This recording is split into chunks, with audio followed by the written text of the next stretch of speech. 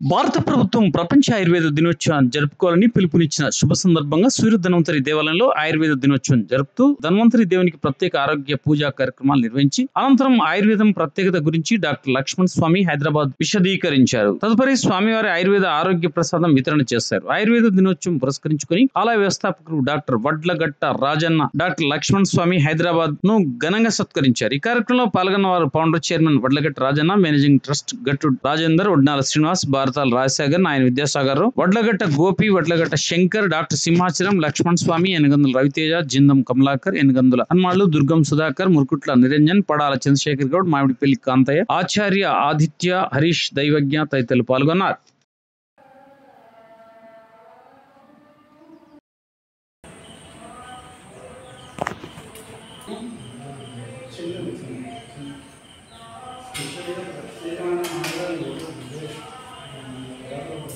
धनम बहुतलाभ संवत्सरं दीर्घं दीर्घमास्तु मनोवाञ्छास्तु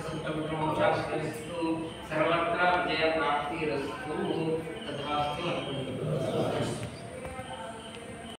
प्रभु रामయ్య ధన్వంతరి, प्रभु రామయ్య ధన్వంతరి, అశ్విని దేవతలను ఆశీర్వదించావు, అశ్విని దేవతలను ఆశీర్వదించావు, ఆయుర్వేద విద్యను బోధించినావు, అశ్విని దేవతలను ఆశీర్వదించావు, ఆయుర్వేద విద్యను బోధించినావు, ఆరోగ్య భాగ్యము కలిగించినావు, ఆపదలన్నీ తొలగించినావు, ఆరోగ్య